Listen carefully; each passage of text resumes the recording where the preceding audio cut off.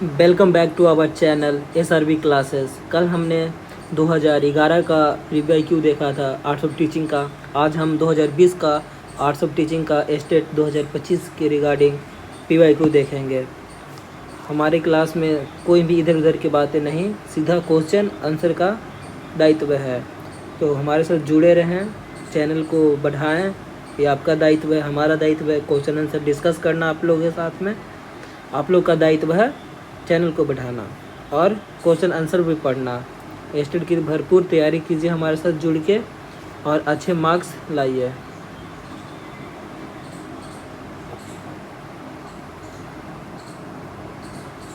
तो आज हम शुरू करने वाले हैं। अब हम उससे पहले 1 सेकंड बस शुरू किएगा। और 1 सेकंड थोड़ा सा मेरे को सेटअप करना है।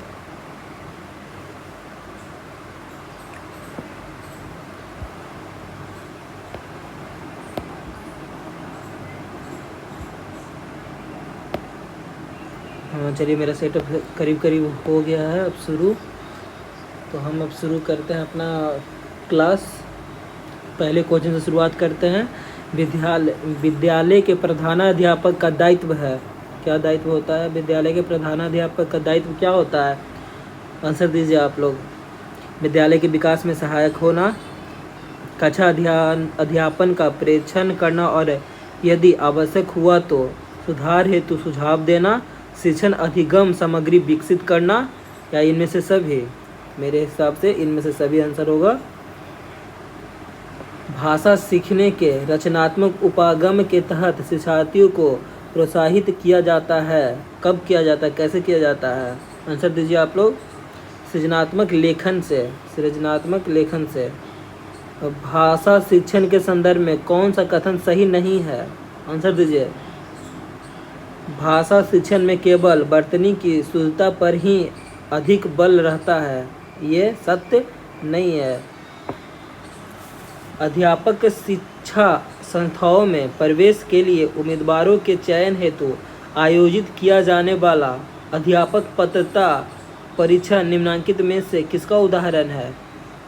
जल्दी आंसर बताइए। ऑप्शन नंबर डी, अभिक्षमता परीक्षण। शिक्षण में सबसे कम महत्वपूर्ण कारक कौन सा है? बच्चों को गृह कार्य देना, सुगमकर्ता के रूप में शिक्षण, छात्रों को दंडित करना, प्रभावशाली तरीके से व्याख्यान करना। ये प्रभावशाली तरीके से व्याख्यान करना होगा या कोई और आंसर होगा? शिक्षण में सबसे कम महत्वपूर्ण पूछ रहा है, तो बच्चों को गृह कार्य देना महत्वपूर्ण है, सुगमकर्ता के रूप में शिक्षण देना ये भी महत्वपूर्ण है, प्रभावशाली तरीके से व्याख्यान करना ये भी महत्वपूर्ण है। कम महत्वपूर्ण कौन है? छात्रों को दंडित करना। छात्रों को दंडित नहीं किया जाता, उसको सही तरीके से पढ़ाया समझाया जाता है। यदि किसी कूट भाषा में कंप्यूटर, ये तो रीजनिंग का क्वेश्चन है सर, इसको हम अगले क्लास में नॉन टीचिंग वाले में हम देखेंगे। तो अब आते हैं क्वेश्चन नंबर 11 पे जंप करते हैं। व्यवहारवादी विचारधारा के अनुसार एक शिक्षक होता है। क्या होता है, कैसे होता है शिक्षक?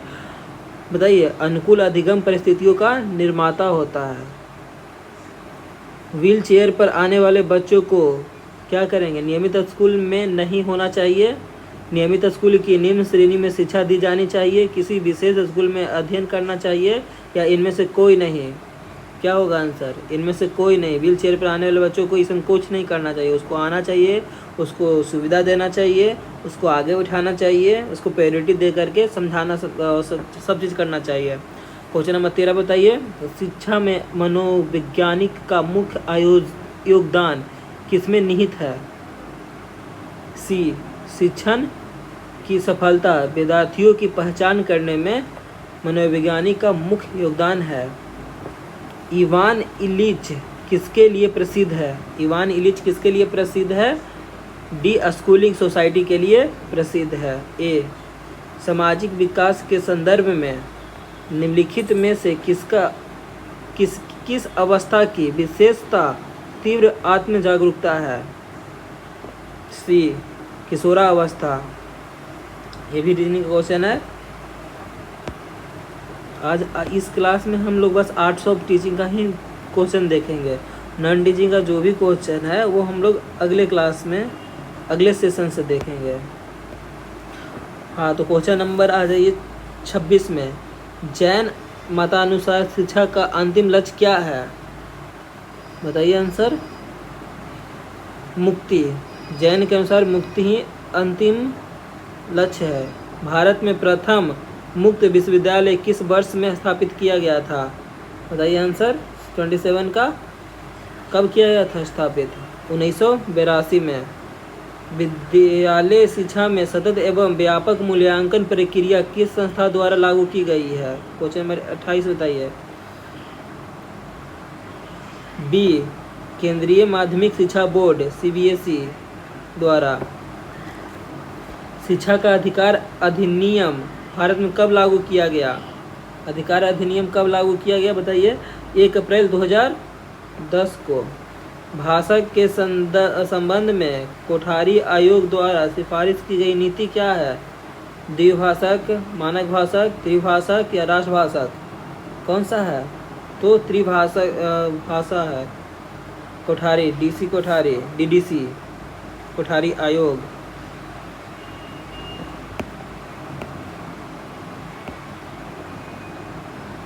अब कौन सा क्वेश्चन है आगे वो देख लेते हैं थोड़ा सा।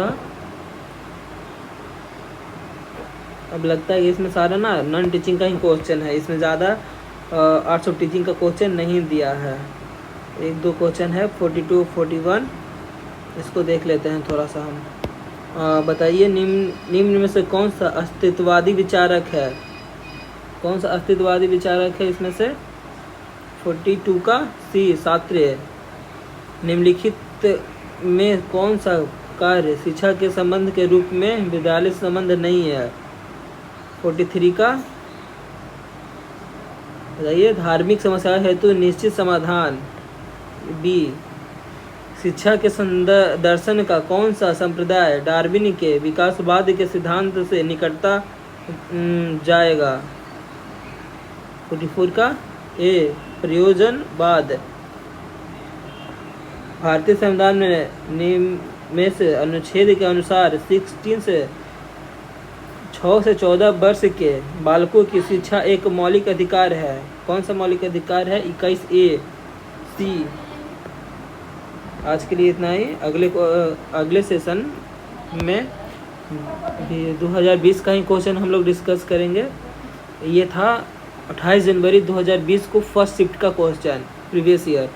अगले में हम लोग देखेंगे 9 सितंबर 2020 का जो एग्ज़ाम हुआ है वो भी कब हुआ? फर्स्ट शिफ्ट में स्टेट का। ये क्वेश्चन हम कल देखेंगे नेक्स्ट क्लास में। Thank you, stay tuned and watch, like, share and subscribe.